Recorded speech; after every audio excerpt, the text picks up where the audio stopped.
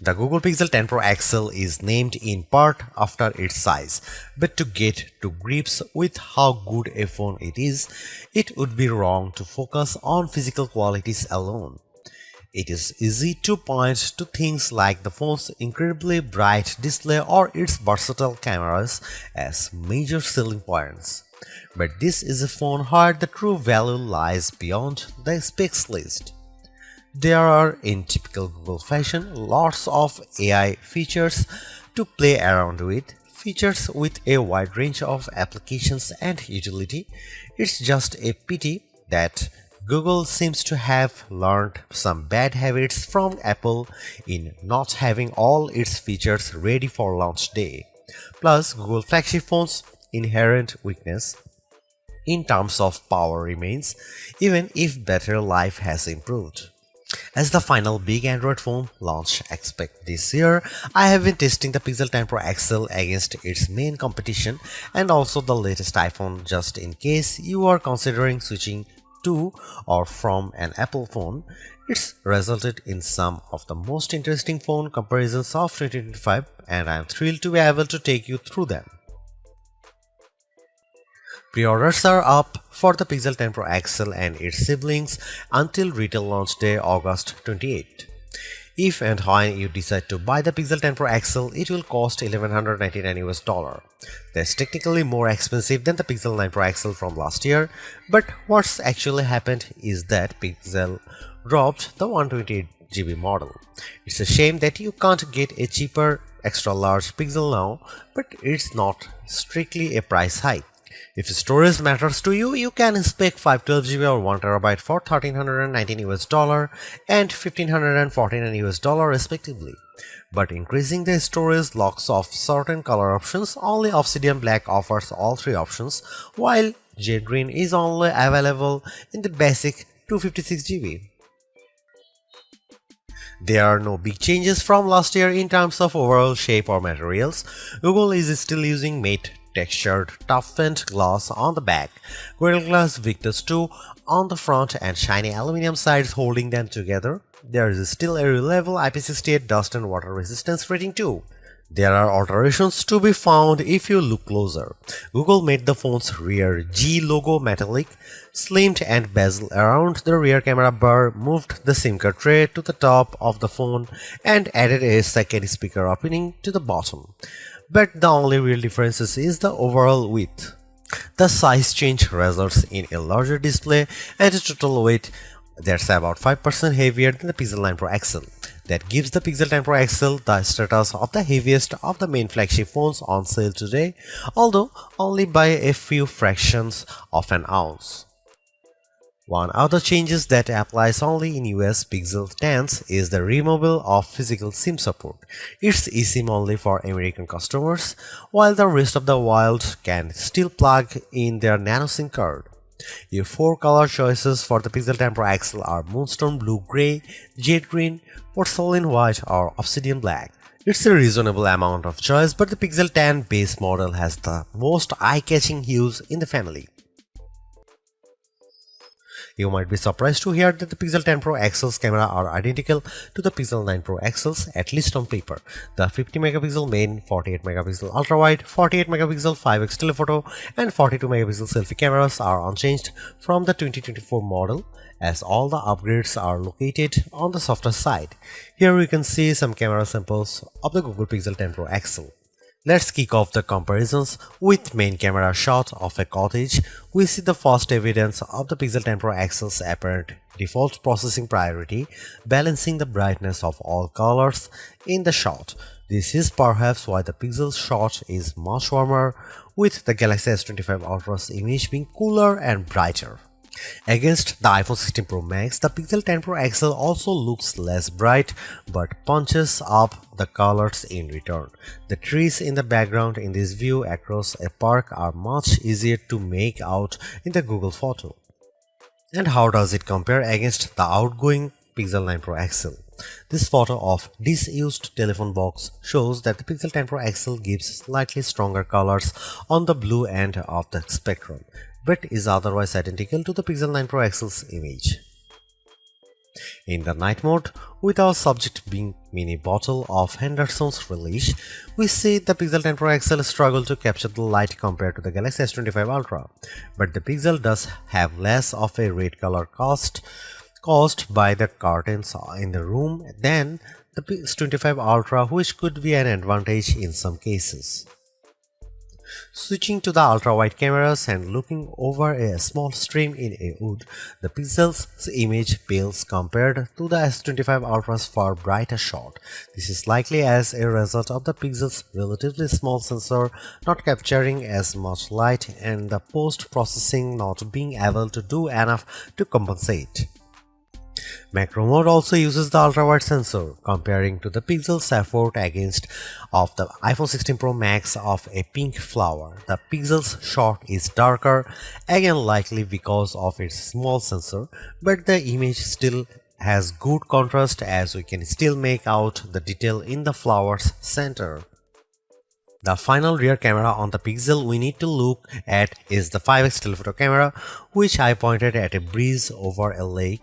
The Pixel has tried to balance the mix of light and shade in the shot, resulting in an apparent lack of color compared to the S25 Ultra, while the Samsung's shot's richer color of the water is appealing. The breeze is blown out in return.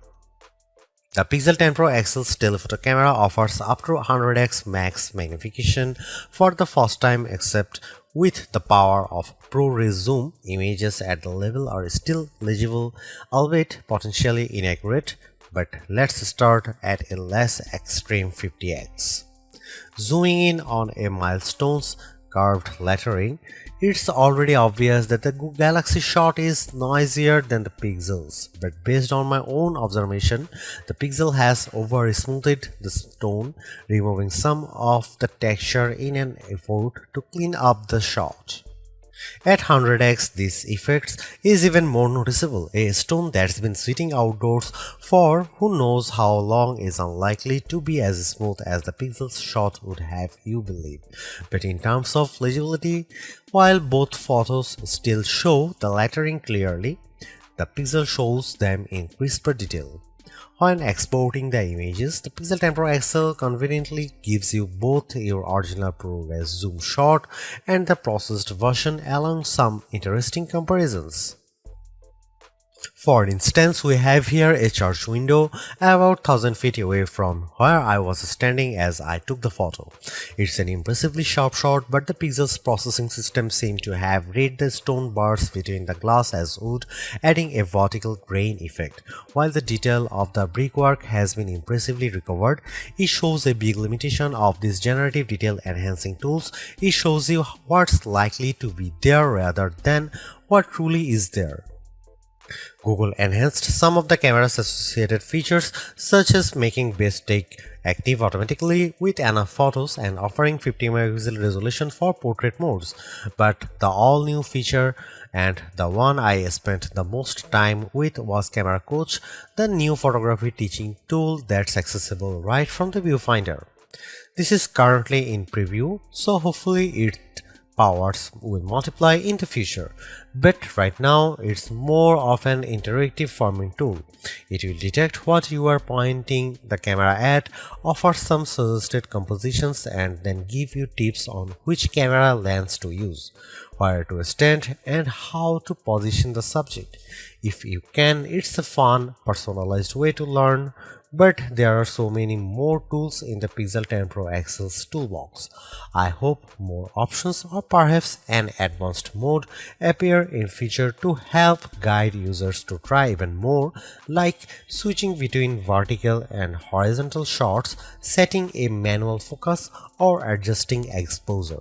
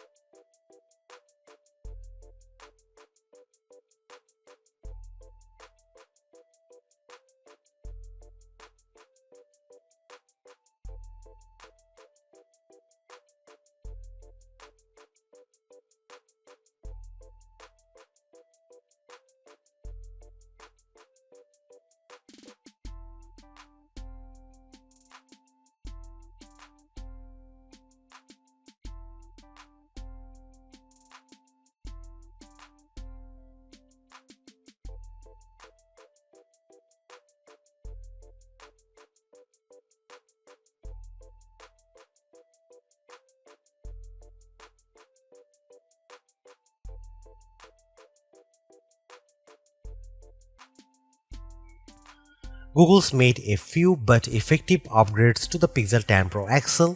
It's a masterclass in efficiency, changing and improving just enough to stay amongst the top of the pack in the most areas.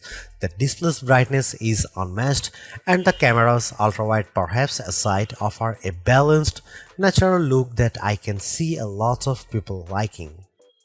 It's unfortunate that the Pixel 10 series is still the lowest powered of the flagship phones on sale today and lags behind its main rivals on battery efficiency.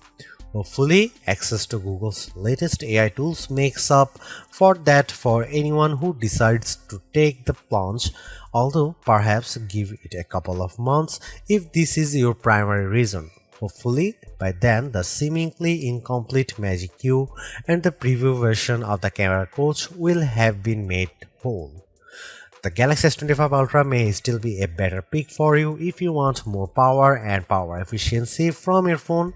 The Pixel 10 Pro may also be a better fit than the XL, considering you only sacrifice display size and battery life for a cheaper phone that's otherwise just as capable as its larger sibling. But the Pixel 10 Pro XL is the most capable and competitive of Google's latest batch of phones. If you are buying a phone right now and want best-in-class software combined with top-tier hardware, this Pixel is probably the one to pick.